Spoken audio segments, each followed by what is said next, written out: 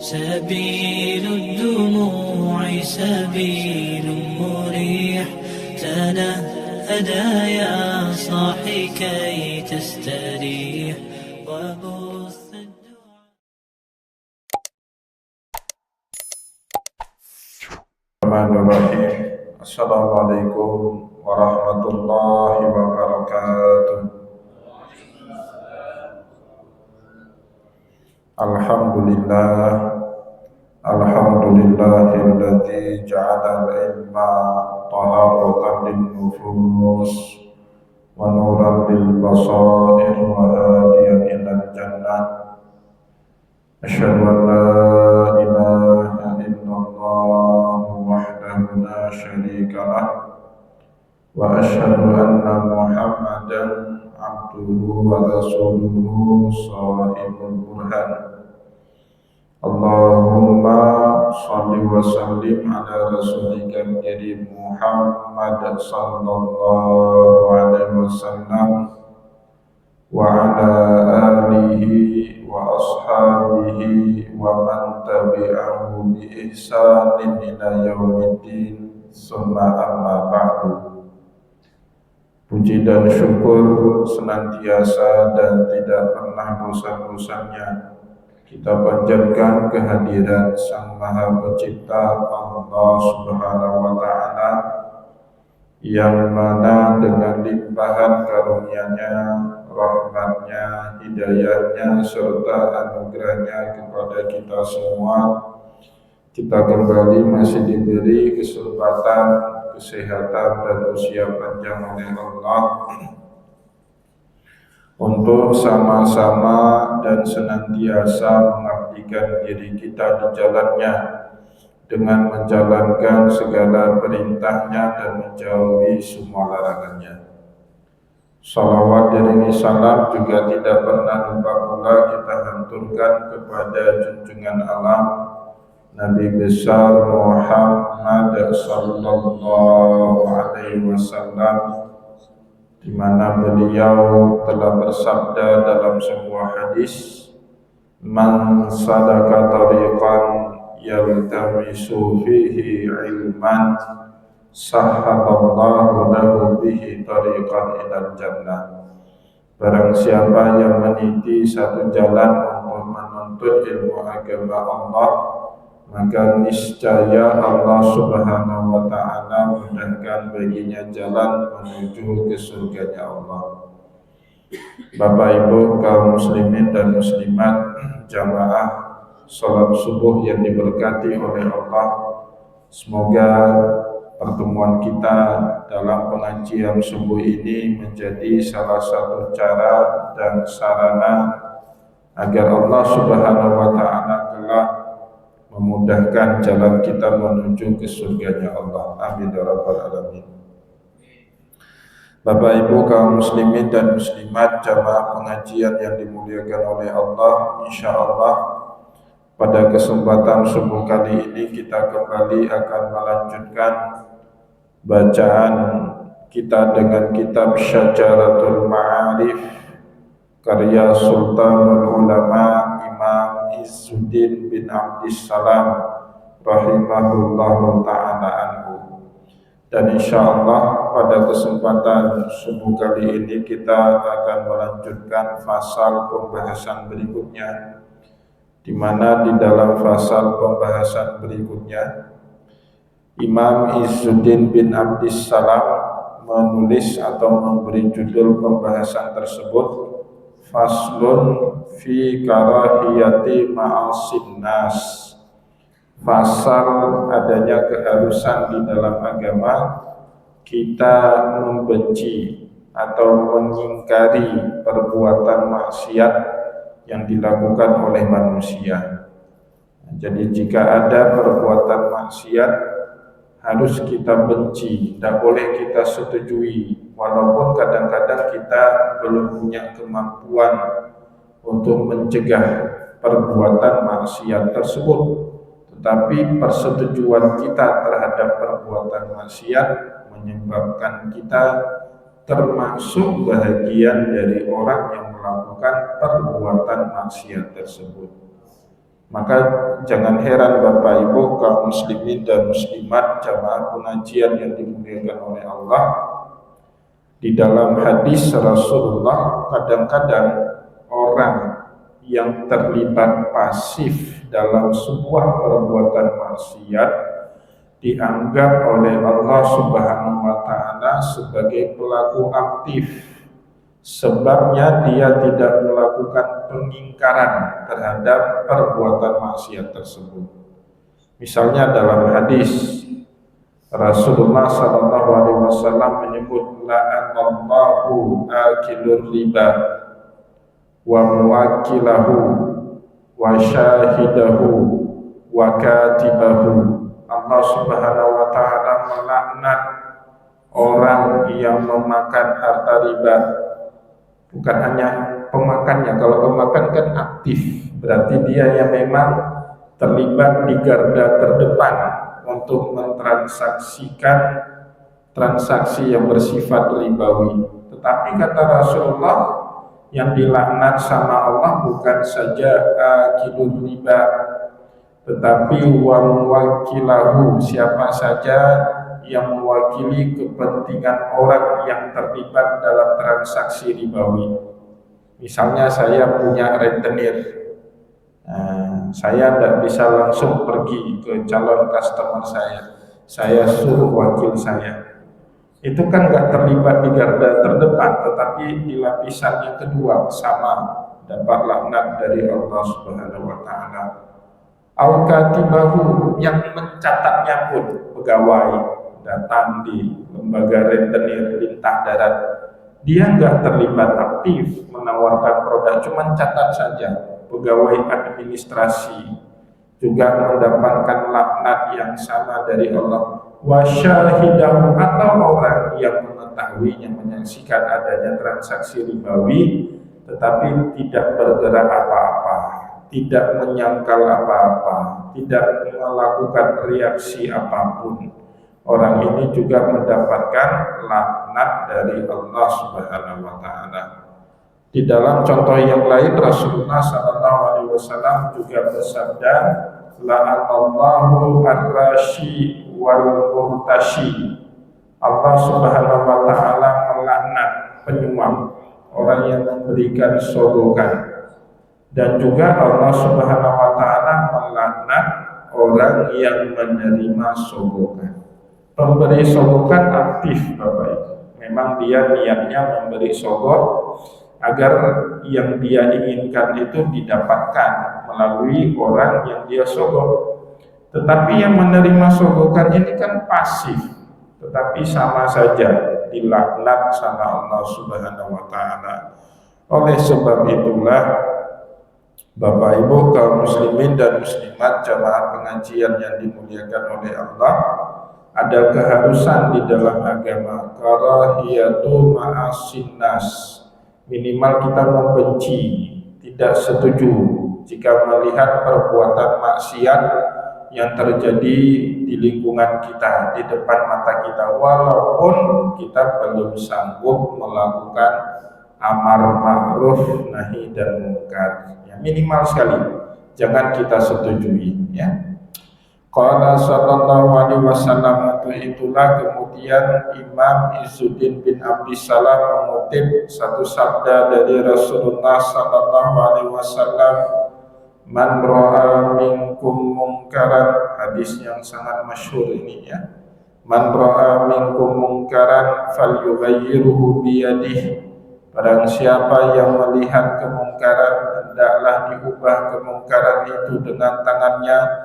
Fa in lam yastati fa bilisani, kalau dia belum mampu mengubah kemungkaran dengan tangan atau kekuatannya, maka lakukan dengan lisannya. Fa in lam yastati fa biqalbi, kalaupun tidak mampu dengan lisannya, maka lakukanlah dengan kalbunya, ya, ingkari, ya, minimal hati kita jangan pernah menyetujui perbuatan mungkar, perbuatan maksiat yang dilakukan oleh kebanyakan orang. Rasulullah kemudian menutup hadis itu dengan berkata, wa dzalika adhaful iman, dan itulah bentuk selemah-lemahnya iman.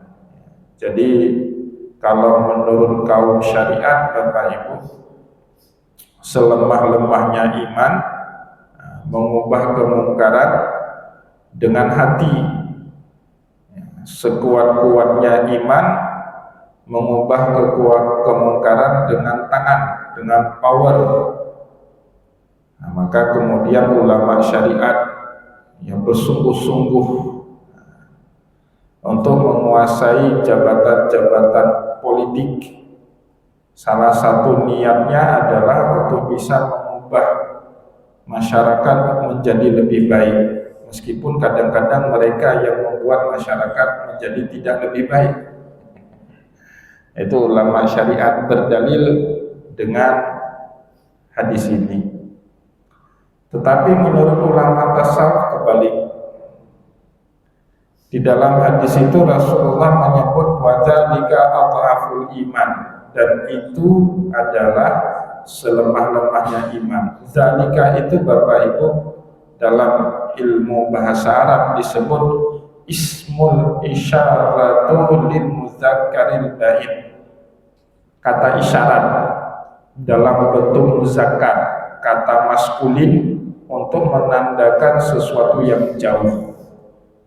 Nah, masalahnya bahasa Indonesia Bapak Ibu tidak ada beda, kata untuk laki-laki dengan perempuan sama. Tetapi di dalam bahasa Arab ada beda. Kata yang digunakan untuk laki-laki namanya muzakkar, kata yang digunakan untuk perempuan namanya muannas.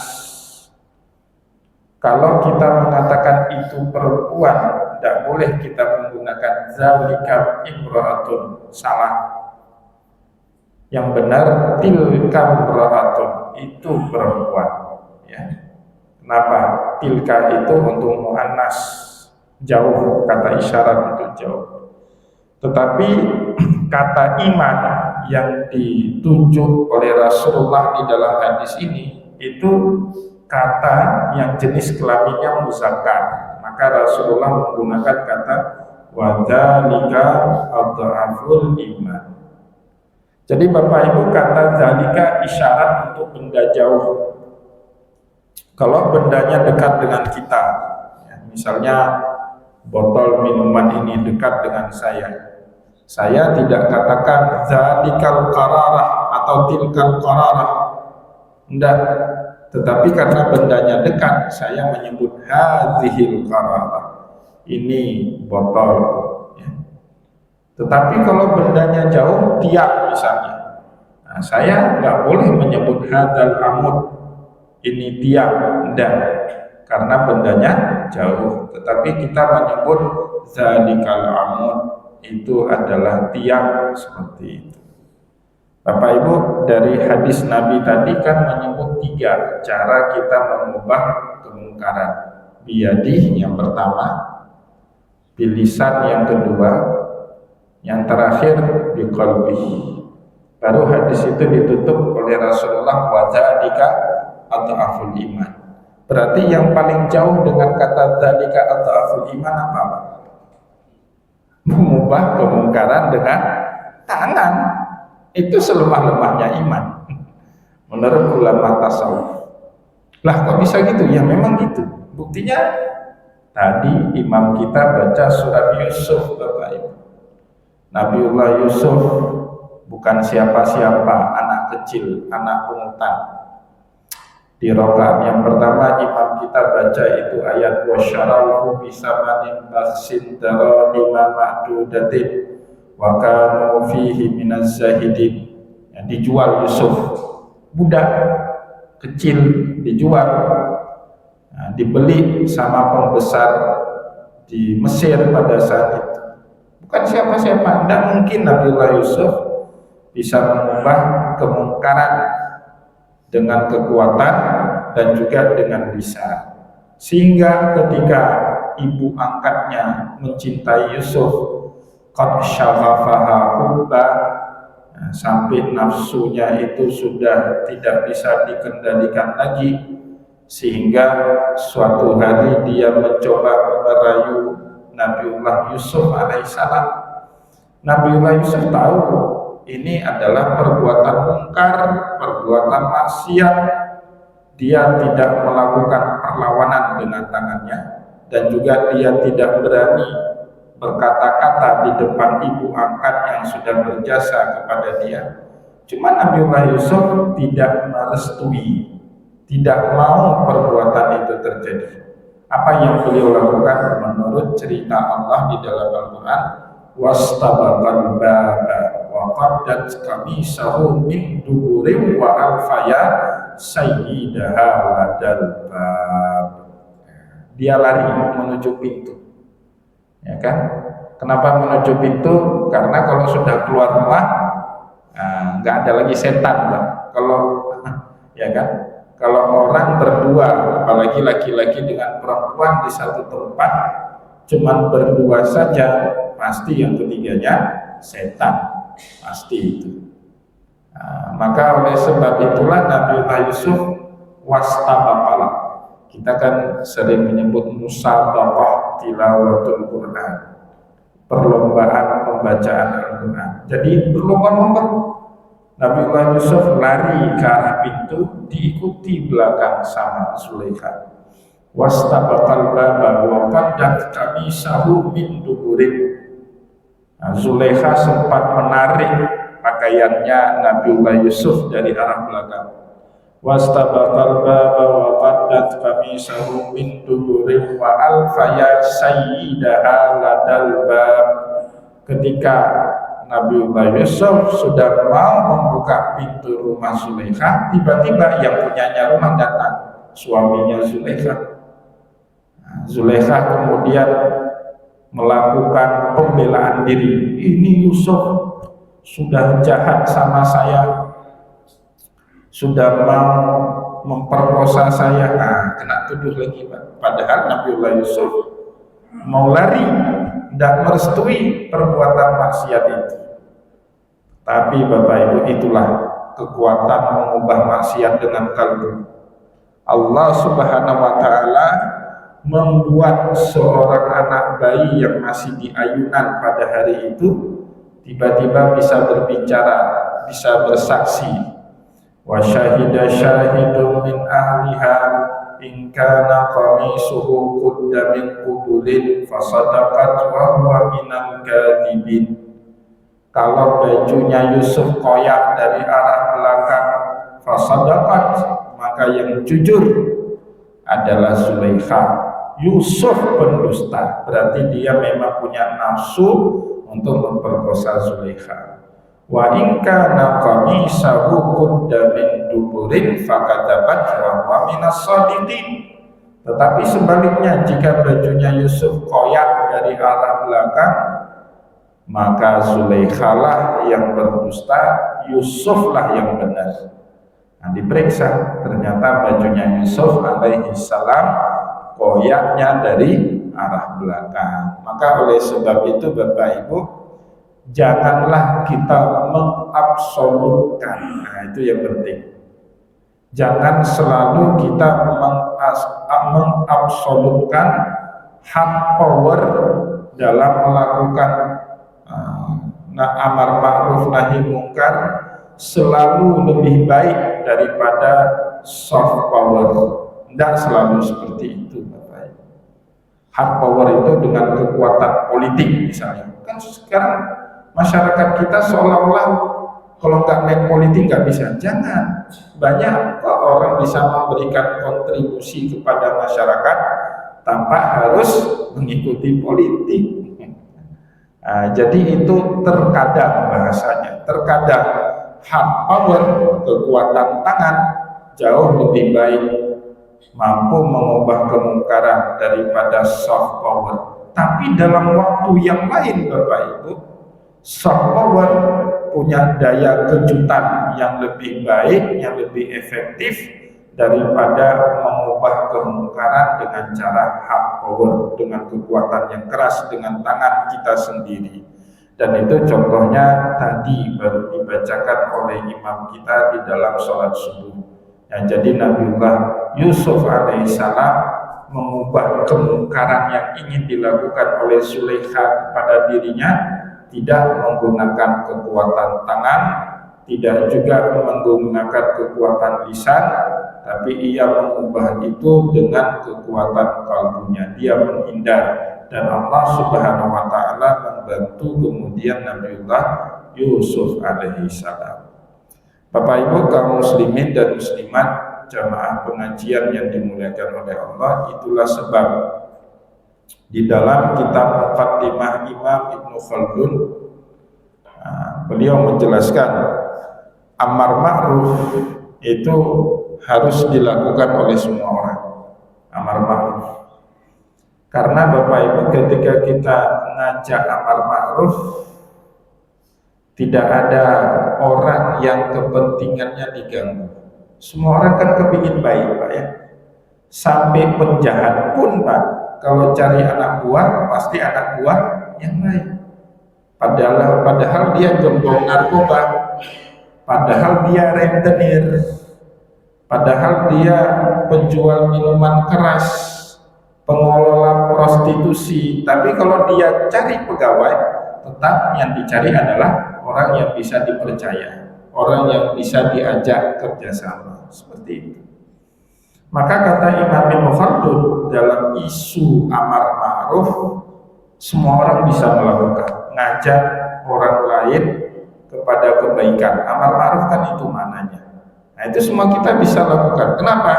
Karena tidak ada orang yang merasa terganggu kepentingannya kalau kita mengajak amar ma'ruf. Ayolah sholat, ya, nanti kamu faedahnya untuk diri kamu sendiri. Ayolah kita puasa, mari kita berbakti sama orang tua kita. Ayolah jangan jahat-jahat sama tetangga, baik-baiklah sama tetangga. Nanti kalau ada apa-apa dengan kita, pasti tetangga kita yang pertama melihat kita. Itu insya Allah, Pak, nggak ada orang yang terganggu kepentingannya. Tapi kata Imam Ibnu Khaldun, kalau sudah berurusan dengan nahi mungkar, itu banyak orang terganggu kepentingannya. Bapak Ibu mau menegakkan nahi mungkar sama orang yang punya diskotik, itu terganggu kepentingannya, ya. Kenapa? Karena di situ tempat dia mencari rezeki, tempat dia mencari nafkah. Meskipun menurut agama itu bukanlah rezeki yang baik. Ada orang ternak babi misalnya, atau buka lahan ganja misalnya. Nah, kita mau nahi mungkar kepada mereka, Pak, itu terganggu mereka. Ada kelompok koruptor, kita dakwahi jangan korupsi, itu pasti tersinggung. Oleh sebab itu Bapak Ibu, jika amar ma'ruf kata Imam Ibnu Khaldun bisa dilakukan oleh siapapun karena tidak ada resiko di dalam amar ma'ruf, tetapi nahi mungkar tidak boleh dilakukan oleh siapapun. Tidak boleh dilakukan oleh sembarang orang. Minimal kalau kita mau melakukan nahi mungkar dan nahi mungkar kita itu efektif, kita nggak sampai celaka dalam melakukannya, harus ada 3 syarat. Kalau 3 syarat ini atau salah satu dari 3 syarat ini ada, monggo silahkan lakukan nahi mungkar. Tetapi kalau tidak ada, Bapak Ibu, lebih baik amar ma'ruf saja, jangan pakai nahi mungkarnya. Apa saja ketiga ini? Yang pertama, Bapak Ibu yang dimuliakan oleh Allah, orang yang mau melakukan perbuatan nahi mungkar harus berasal dari keluarga yang dihormati oleh banyak orang, sehingga kalaupun tidak ada yang mampu membela dirinya, keluarganya ini bisa membela dirinya. Nah, dulu nabi-nabi sebelum Nabiullah Syuaib, Bapak Ibu, bukanlah berasal dari keluarga terpandang, sehingga sulit sekali mereka melakukan salah satu perannya Nabi. Fungsi Nabi itu salah satunya nahi mungkar. Susah sekali, Pak. Kenapa? Setiap kali mau melakukan nahi mungkar, mereka nggak ada yang backup.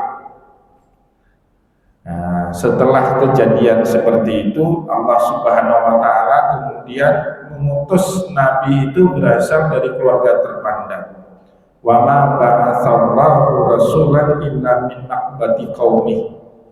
Setelah peristiwa nabi-nabi terdahulu mulai dari Nabiullah Syuaib dan seterusnya, Allah Subhanahu wa taala mengutus mereka dari keluarga yang terpandang.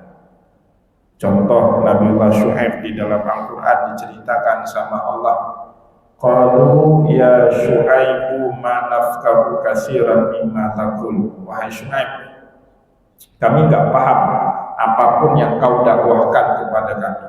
Walau la rahtuka la rajamnak, tetapi dakwah kamu itu mengganggu kami. Kalaulah bukan karena keluargamu, sudah lama kami rajam kamu.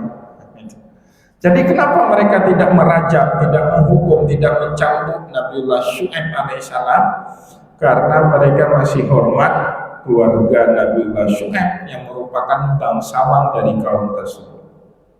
Jadi nggak diganggu. Sama Bapak Ibu dengan Nabi kita Muhammad Sallallahu Alaihi Wasallam. Nabi kita Muhammad itu Bapak Ibu satu-satunya orang yang tidak pernah diganggu sama orang Quraisy. Gak berani pun disentuh Nabi Muhammad. Tapi sahabat-sahabat Nabi yang lain, Bilal bin Rabah, kurang apa itu dianiaya? Kenapa? Bilal bin Rabah ini gak ada yang backing. Rasulullah gak berani diganggu. Pernah satu kali Abu Jahal mengganggu Rasulullah, menyakiti Nabi, mengata-ngatain, ya bukan menyakiti fisik, ngata-ngatain. Itu besok datang terus Hamzah. Hamzah baru pulang dari berburu, dikasih tahu sama masyarakat Quraisy kalau kemarin Abu Jahal menyakiti Rasulullah, Hamzah gak jadi pulang ke rumahnya, cari Abu Jahal dulu. Mana Abu Jahal? Ketemu Abu Jahal ditempeleng dengan busur panahnya itu. Abu Jahal sampai berdarah mukanya itu. Kenapa? Karena Rasulullah bukan orang sembarangan. Kakeknya Nabi itu pimpinan Quraisy. Mereka masih naruh hormat kepada pimpinannya, kepada kakeknya Rasulullah Sallallahu Alaihi Wasallam. Maka pada saat orang Quraisy Bapak Ibu berencana menghabisi Rasulullah di malam Rasulullah melakukan perjalanan hijrah ke kota Madinah, itu dikumpulkan kan setiap anak muda dari perwakilan setiap suku. Kenapa? Kalau nanti Bani Hashim atau Bani Abdul Muthalib mau menuntut atas kematian Muhammad, maka seluruh kabilah di kota Mekah ikut bertanggung jawab. Tidak berani mereka berhadapan satu lawan satu dengan keluarganya Rasulullah Sallallahu Alaihi Wasallam. Nah, itu modal yang pertama. Minimal kita ini harus berasal dari keluarga orang terpandang, Bapak Ibu. Ya, kalau dari keluarga bukan siapa-siapa, lebih baik Fabi Kolbi sajalah. Nah, itu yang pertama. Yang kedua, harus punya banyak pengikut. Harus punya banyak pengikut atau punya kelompok. Kalau sekarang punya organisasi. Kalau sendiri tidak bisa, Pak. Nahi mungkar itu tidak bisa kita jalankan sendiri. Rasulullah saat berdakwah di Mekah, beliau tidak pernah nahi mungkar, amar ma'ruf ya. Kenapa? Jumlah kaum muslimin sedikit, minoritas, tertindas, teraniaya, bahkan syariat belum ada yang turun. Jangankan nahi mungkar, Pak. Syariat yang turun di saat Rasulullah di kota Mekah cuma perintah ibadah sholat. Itu pun menjelang hijrahnya Rasulullah ke kota Madinah, 16 bulan sebelum Nabi Muhammad hijrah ke kota Madinah, turun syariat mengerjakan sholat 5 waktu sehari semalam. Sehingga Rasulullah nggak punya kewajiban nahi mungkar. Gimana nahi mungkar? Syariatnya nggak ada. Belum ada larangan minum khamar, belum ada larangan berjudi, belum ada larangan berzina, belum ada itu. Itu semua saat Rasulullah sudah pindah ke kota Madinah, baru turun syariat itu. Nah, tiba-tiba Rasulullah pindah ke kota Madinah, turun perintah dari Allah, uzina lilladzina yuqataluna bi annahum zulimu, wa innallaha ala nasrihim laqadir. Hari ini telah kami izinkan orang-orang yang dulunya tertindas untuk memerangi orang-orang yang menindas mereka, dan Allah maha sanggup untuk membantu kalian dalam melakukan perlawanan tersebut. Nah, baru turun syariatnya. Kapan Rasulullah melakukan nahi mungkar? Ketika jumlah kaum muslimin sudah banyak. Nah, itu dia. Maka kata Imam Ibnu Khaldun, kalaulah kita bukan berasal dari keluarga orang yang terpandang, minimal kita punya banyak pengikut. Kalau sekarang minimal kita ada organisasi, Bapak Ibu. Kalau nggak ada organisasi, kita sendiri main nahi mungkar, habis kita. Kalau nanti terjadi apa-apa, nggak ada yang membela, nggak ada yang membackup. Yang kedua. Yang ketiga, boleh kita bukan berasal dari keluarga terpandang atau tidak punya banyak pengikut, tidak ada organisasi, tetapi harus punya banyak ilmu. Nah, kalau Bapak Ibu punya ilmu yang banyak, bisa main nahi mungkar sendiri. Nah, itu walaupun dijerat dengan pidana, dilaporkan ke Bareskrim, insya Allah lolos selalu, Pak. Kenapa? Ilmunya banyak. Ya, tetapi sekolah enggak,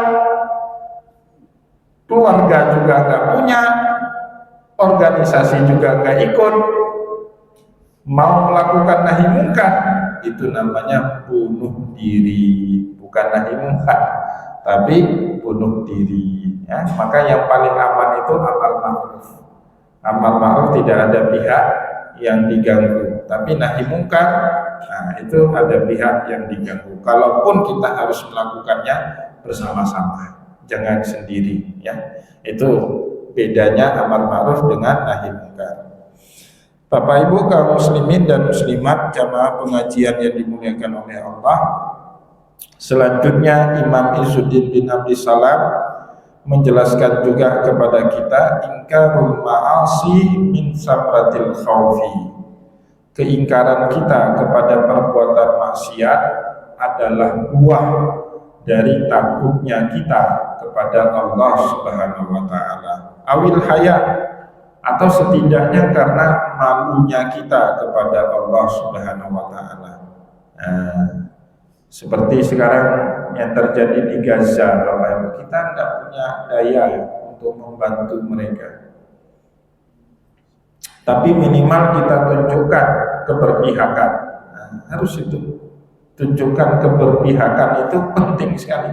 Malu kalau kita nggak menunjukkan keberpihakan, harus nunjuk. Saya biasanya nggak terlalu senang, Pak, pakai simbol-simbol, pakai ini itu, emblem-emblem itu nggak terlalu senang. Tapi dalam konteks membela Palestina, nggak ada yang bisa kita lakukan lagi yang lain kecuali pakai simbol-simbol itu. Nah, maka kalau boleh saya sarankan sekarang, misalnya kalau kunut, ya pakailah kunut nazilah, ditambah juga dengan kunut nazilah. Cuman itu yang bisa kita bantu. Ya, yang lain tidak bisa kita bantu. Kenapa nggak boleh kita diam terhadap perbuatan jahat orang lain, perbuatan zalim? Persis seperti cerita di dalam tafsir Al-Quran di surat Anbiya, Bapak Ibu, saat Nabiullah Ibrahim dibakar sama Namrud. Ya. Kuni ya narukuni bardaw wa salaman ala Ibrahim, ya, sampai api itu kemudian mendinginkan kepada Nabiullah Ibrahim. Sebelum peristiwa itu terjadi, Bapak Ibu, di tengah hutan belantara ada seekor semut yang dia membawa setetes air di atas kepalanya. Pernah lihat semut kalau bawa apapun kan di atas kepala dia, Pak. Bawa makanan di atas kepala, bawa temannya yang mati juga di atas kepala. Ini dia bawa setetes air, bukan sebotol aqua, Pak, setetes air di atas kepala. Ya, setetes, secuil air. Jalan semut, tergopoh-gopoh, seekor, 2 ekor jalan. Kemudian burung elang dari atas melihat, semut mau kemana bawa setetes air? Semut disamperin sama burung elang. Mau kemana kalian? Bawa setetes air di kepala. Apa jawab semut? Kami mau memadamkan api yang sedang membakar Nabiullah Ibrahim alaihissalam. Ketawa itu Pak, burung elang ketawa terbahak-bahak. Semut. Bukan seperti ini caranya mau memadamkan api ya.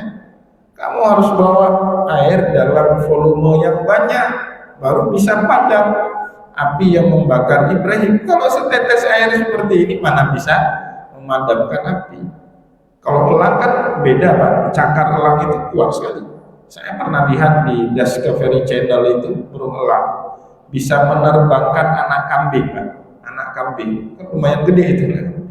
Ditangkap dengan kukunya itu dibawa terbang itu. Sanggup elang itu, kuat sekali cengkraman kaki elang itu. Kalau dia bawa air 3, 4, 5 liter mungkin sanggup itu burung elang itu. Semut kan nggak sanggup, kecil dia Pak. Nah, setetes saya. Apa jawab semut ketika diremehkan oleh burung elang? Kami tahu setetes air yang kami bawa di atas kepala kami ini tidak bisa memadamkan api yang sedang membakar Ibrahim. Tapi setidaknya kami menunjukkan kemana kami berpihak, kepada Ibrahim atau kepada Namrud. Nah itu tujuannya. Jadi harus ditunjukkan meskipun sekecil apapun perlawanan kita. Nah, misalnya kita boikot sekarang produk-produk yang terang-terangan membela Yahudi, ya, kita boikot. Itu bentuk paling kecil adhaful imannya itu kan. Ya, kita menunjukkan keberpihakan itu. Waktu saya di Mekah kemarin ketemu dengan salah satu anggota dewan dari Aceh, DPR RI dari Aceh. Nah, karena dia tahu saya sedang umrah, karena lihat di media sosial saya, beliau ajak ketemu. Nah, kebetulan dia tinggalnya di Hotel 4 Point di Tower Zamzam. Ajak ketemu di situ, ketemulah. Pada sholat Isya ketemu di situ, ngajak ngopi. Ngopinya di Starbucks ngajaknya. Saya bilang kalau ngopi di situ bapak aja yang ngopi, saya tunggu di luar. Tak mau saya. Ya, karena hanya itu yang bisa saya lakukan untuk orang Palestina, tidak bisa lakukan yang lain Pak. Padahal saya senang juga duduk di Starbucks, itu elit banget. Beda kelasnya kalau udah duduk di Starbucks. Tapi kita nggak punya cara lain untuk melawan kekejaman Zionis Israel itu. Akhirnya beliau setuju kita cari tempat lain untuk kita berbicara, tidak jadi di Starbucks. Itu Bapak Ibu, salah satu cara kita melawan kemungkaran, ya, menunjukkan keberpihakan kita, berdiri di sebelah mana. Itu paling lemah. Dan itu adalah samratul khauf, ya, hasil dari takutnya kita kepada Allah, haya atau malu kita kepada Allah, wal mahabbah, cinta kita kepada Allah, wal mahabbah, ada mahabbah, ada mahabbah. Mahabbah itu kekaguman kita kepada Allah. Faman adima usuli hadil asya fala imana lahu. Orang yang nggak ada 4 hal tadi, khauf nggak ada, khauf takut nggak ada, malu juga nggak ada, cinta nggak ada, kagum, rasa kagum sama Allah juga nggak ada, ya, kata Imam Izzuddin bin Abdussalam, fala imana lahu, maka seperti tidak ada iman di dalam dirinya, nggak malu, nggak takut, nggak ada rasa cinta, nggak ada rasa kagum, ya, berarti dia nggak punya iman kepada Allah. Wa qala sallallahu alaihi wasallam, walidzalika qala sallallahu alaihi wasallam, itulah sebab kenapa Rasulullah bersabda dalam satu hadis, laisa wara'a dzalika minal imani habbatin khardalin. Orang yang tidak punya rasa takut kepada Allah, orang yang tidak punya rasa malu kepada Allah, orang yang tidak mencintai Allah, dan orang yang tidak pernah kagum, merasa kagum kepada Allah, laisa wara'a dzalika minal iman. Orang itu berarti tidak punya iman habbatin khardalin, meskipun sebiji sawi. Ya, minimal kita punya salah satu dari keempat tersebut, sehingga selalu membuat kita khawatir dalam melakukan perbuatan dosa dan maksiat kepada Allah Subhanahu wa taala. Bapak Ibu kaum muslimin dan muslimat, jamaah pengajian yang dimuliakan oleh Allah, kita padakan bacaan kita pada kesempatan subuh ini. Semoga apa yang telah kita sampaikan pada kesempatan subuh ini bermanfaat kepada kita semua. Saya juga mohon maaf jika ada yang tidak berkenan. Wallahu muwaffiq ila aqwamit thoriq wa nasrun minallahi wa karim. Wassalamualaikum warahmatullahi